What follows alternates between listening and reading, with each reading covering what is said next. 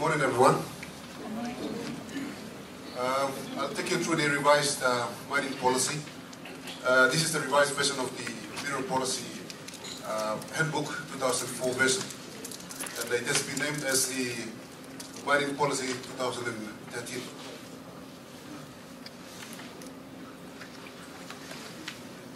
This is the same theme for the forum. Taking you straight to the policy content.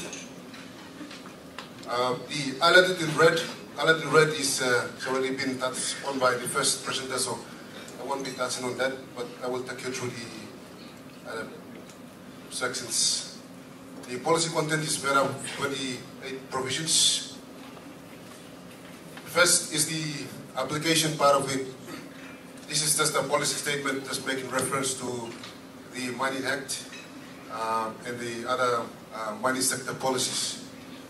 The mining policy has a vision, mission and guiding principles, and the vision is to promote PNG as an investment destination for mineral exploration and mining.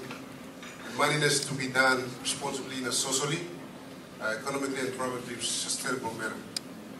The mission is to improve the quality of life, creation, wealth creation, increased mineral exports, local and national participation, and fair economic returns for our investors as well.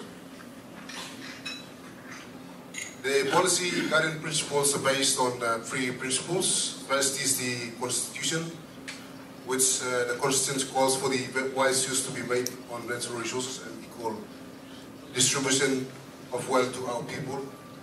And the second principle is based on the Mining Act 2013, which is the revised one I'm making reference to. And the third principle is based on the benefit distribution mechanisms and opportunity for national participation. Those are the three principles that the policy is based on. Policy reviews and development, just basically a policy statement stating that any policy directives that comes from the NEC, based on that, the policy provisions can be amended accordingly. Monitoring and evaluation of the policy shall be done by the department responsible for the mineral policy matters, and this policy shall be reviewed after every 5 years. International legal context, PNG to aspire to conform to all international regional obligations and conventions that are adopted into domestic legislations. The national legal context, in the policy we make references to the principal laws that we have in the mining sector. That is the Mining Act 1992 and the Mining Safety Act 1977. But in this policy I'm making references to the revised Mining Act, which is the Mining Act 2013, and Mining Health and Safety Act 2013. And also we're making references to the Environment Act 2000,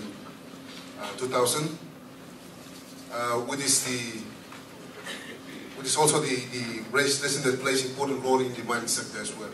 And also other relevant legislations which are relevant to the mining sector. In the actual policy itself, we make there's an Annexure A that has been attached to the actual policy. National policy and development goals. The Mining Act, the mining policy is a sector policy, and we make references to the national government strategic development plans like Vision 2050, and then national government development plans 2011 to 2030, and the medium-term development strategies. Employment. The mine project developers is required to develop the employment and training plan, and that training plan has to be approved by the National Training Council, and that training plan has to be attached to the MOA. for compliance purposes. And employment preferences shall be given to the mine host provincial government, mine host province, and the region, and within PNG, and the last preference shall be given to outside of PNG. We also put in a policy provision that equal employment opportunities shall be given to the women and youth as well from the province. Education and training, career paths to be established for nationals to understudy in order to localize executive positions.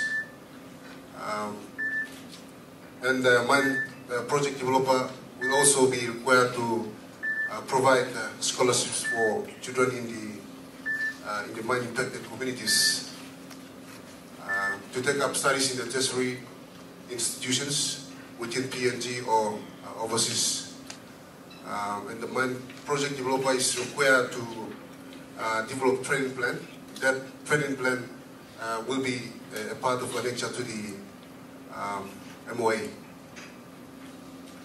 Local business participation. The national participation in major contracts like the landowners will be participating in the mine project developers shall give due consideration to the landowner companies to participate in the mine project development phase and operation phase. And major contracts shall be given to the landowner companies to participate. And the mine project developer is to develop a business development plan. That plan shall be attached to the MOA for compliance purposes. And the mine project developer will also employ business development specialists to assist the landowner companies and also to secure the landowner companies that will participate in the major contracts within the mine projects as well. Supply and procurement plan, that has been touched on by the first presenter as one of the requirements for 50% of contracts to be given to the landowner companies to participate in the mine operation phase and the mine project development and operation phase within the mine project area. In the policy, we'll say the provision that landowner companies that are not able to meet financing and other internationally recognized procurement and supply requirements, then the terms shall be forfeited to other national companies within PNG itself to participate within the for the supply and procurement businesses. First preference shall be given to the mine host province to participate in the supply and procurement businesses, and PNG and internationally.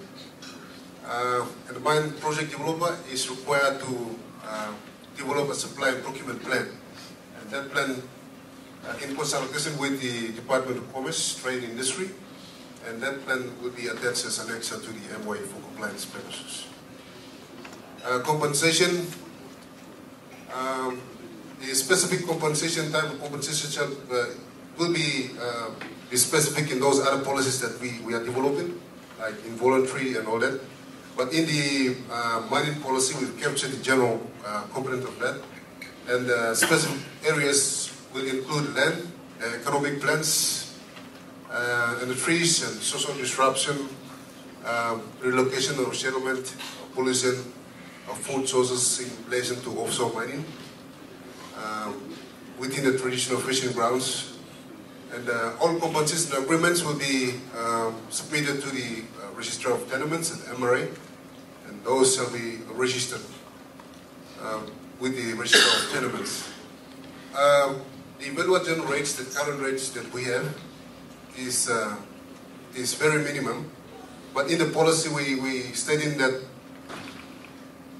the project developer has to consider the current market rates that will reflect the real value of the economic trends and the plans that will be cut down or destroyed while to allow for the project to happen. So the current market rate should be considered in calculation of compensation payments. As special support grant, currently the rate remains at 0.2%, but we have a provision that at least 20% of the grant has to be spent within the mine impacted areas. That is the grant that is going direct to the mine host provincial governments. Tax credit scheme, currently we have the rate set at 0.75%. Initially it was 2%, but in the policy we now increased that to 2% for the tax credit scheme.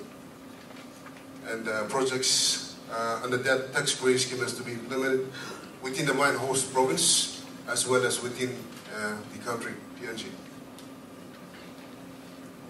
That's project infrastructure. That's the mine project developer has to put up mine project facilities within the mine area that include the social infrastructure like the health centers, and schools, and all that, or bridges and roads, and the cost and ownership of that has to be borne by the project developer. But the state, in relation with the state, and the state will come in to assist in some of the areas like hospitals and all that. But in terms, before those infrastructure put up, it is a policy requirement that the mine project developer has to liaise with the provincial government or local level government so that those facilities that they're trying to put up has to tie up with the local level government and the district or provincial government plans. So once the mines come to a close, then it will be easier for them to at least transfer the ownership so that it can be sustained after the closure of the mine. Township development, it is encouraged that the mine project developer has to put up a town that is integrated, economically viable township that can be sustained. And the policy encourages for the mine project developer to build a permanent township that can cater for the employees to be settled permanently in that township. There's a provision that would put in a policy that the fly-in, fly-out may be considered in very exceptional circumstances. Like, for example, there is a law and order situation which is beyond the control of the mine project developer, then mine project developer and the state may consider in very exceptional circumstances.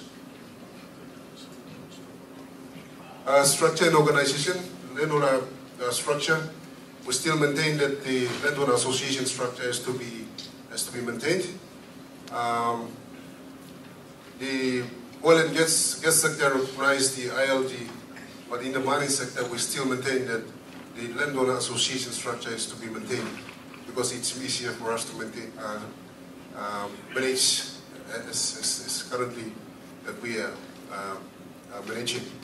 Women and youth participation is we also allowed for a provision to be included here for the women and youth to participate in the decision-making process. So that recognition has been given in the policy as well for the women and youth to participate in the decision-making process.